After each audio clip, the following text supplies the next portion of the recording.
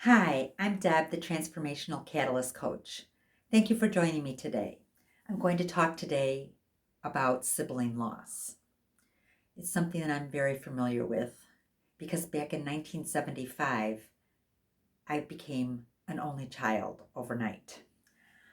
I had a brother, my brother, Matthew to me, and his friends and the community knew him as Bob. His real name is Robert Matthew. And he died at 16 years old in a motorcycle crash. He died 5 days before my 15th birthday. It's a week that I will never forget. And yes, I've gone through years of therapy and a couple of hospitalizations to help me get through there. But it was a long journey before I finally got the help that I needed because back in 1975, there really wasn't any help that I'm aware of. And so we are considered the forgotten mourners, siblings, um, are kind of left to their own devices because everybody's taking care of mom and dad, and they're making sure that mom and dad are getting taken care of and having people to talk to.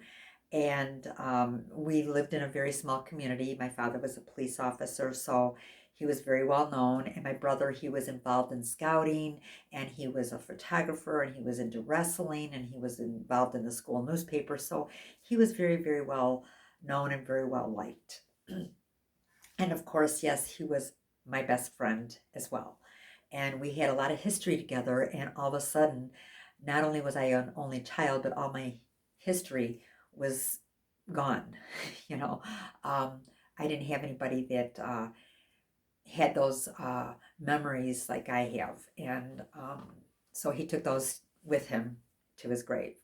And um, it was living on autopilot my whole entire teen years, from the time he passed away until the time I ran away from home right out of high school. He was killed several blocks from our home, so it was very difficult to uh, be in the same town because he was like the first really young person in that time period that had been killed or had died at such a young age. And so I felt the stares. I felt people whispering behind my back and pointing and avoiding me and stuff like that. And I think basically it was because they didn't really know how to talk to me. They didn't know what to say, and I was, you know, not able to connect with them because I didn't have.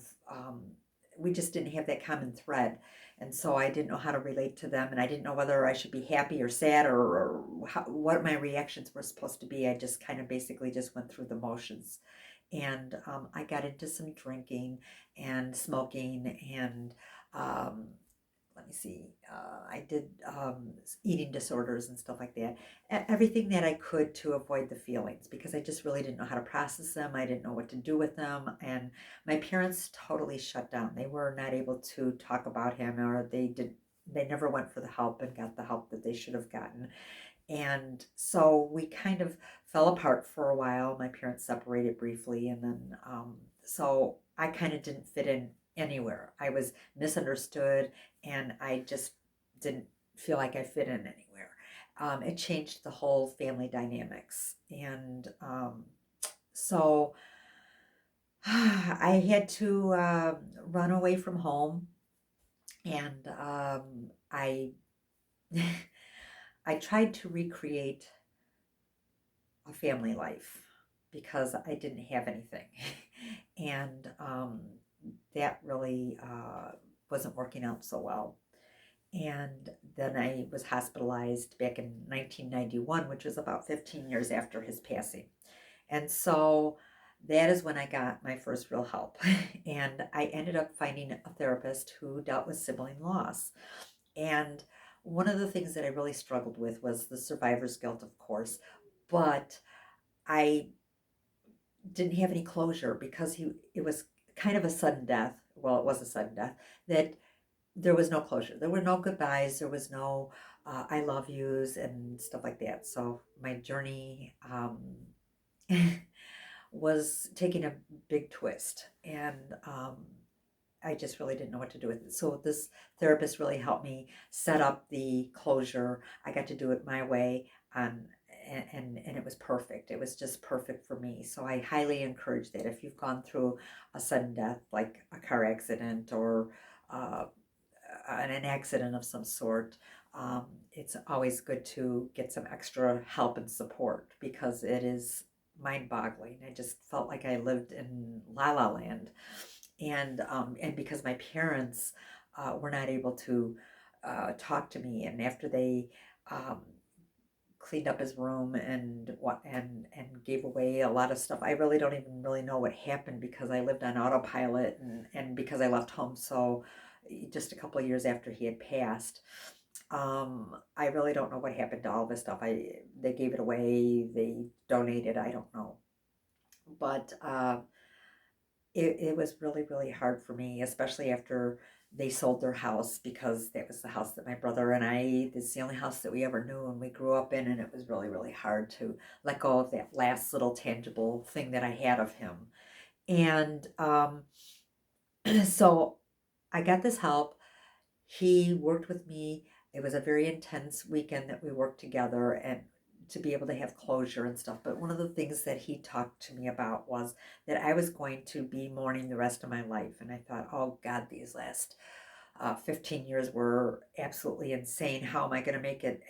I'm only 31 years old. How the hell am I going to make it the rest of my life? And he was like, he was right, holidays, special events, things that my brother was supposed to be there just didn't happen, all these years.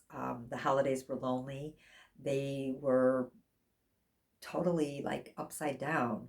And one of the things I started experiencing was jealousy, because other siblings or other friends that I had at that time had their own siblings and their own families, and kind of I just was just forgotten, or maybe they just didn't know how to react, or whatever, or maybe they just assumed that I have other you know plans. And I did. I had to recreate my life, and then I had to deal with my parents,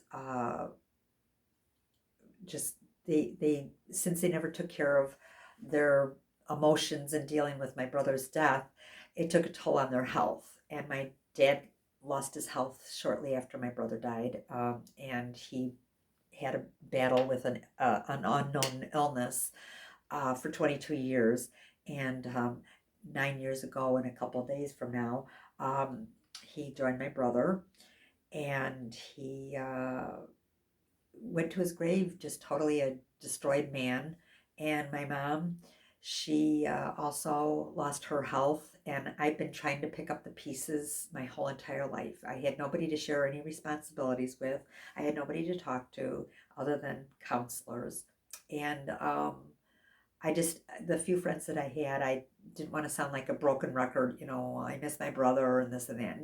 And I still deal with the jealousy issues off and on, because people that have siblings and they're going out on outings and getting to share uh, their lives with their siblings or other siblings. And I don't want to discount people that have lost siblings and have other siblings. Their pain is just as painful as what I've gone through. I'm basically focused on those that have been left behind as an only child, because I feel like we have no place else to turn. We have, it's hard for us to articulate what exactly it is that we need or how to get through this.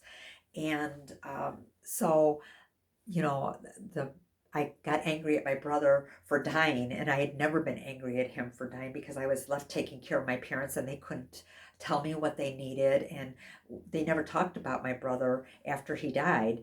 I asked him a few questions, like what was it like at the very end, because he lived for a couple hours after the accident, and but I wasn't able to go to the hospital with them, and so it was just totally um, excruciating. And then I get so angry at my brother for dying because I was left holding the bag with parents I didn't know what to do with or how to deal with, their being sick and how to help them. And then they moved uh, across the country.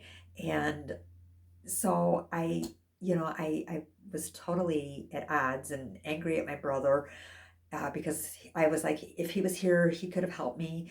But I have customers who have other siblings, and their siblings, weren't always able to help them either. So it doesn't matter. But I didn't get that opportunity to, see if he was going to be able to help me. At least we would have had history together and talked.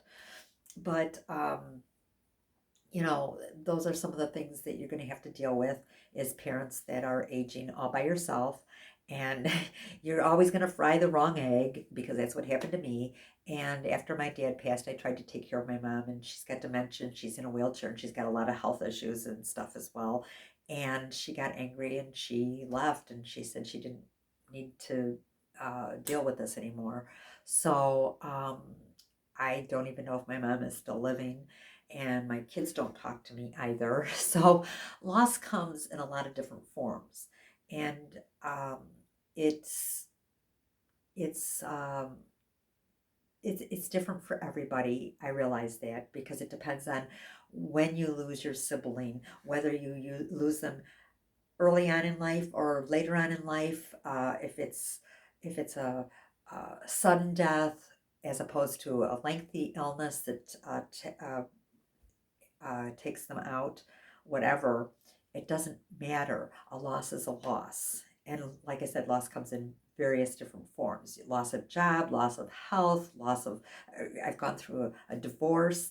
I've been through the ringer. And I'm not going to say it's all because of my brother, but a good portion of it was because I never had the resources that I needed in order to cope later on in life. And I know that I'm not here to blame my parents or make them out to be the bad people. They did the best they could under the circumstances.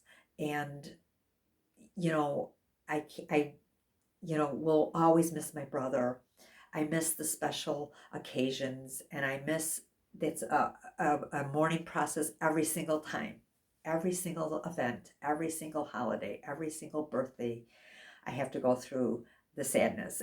But I've learned some tricks, and it's too lengthy to get into. But if you would like, I am now a life and a health coach because I really want to help people.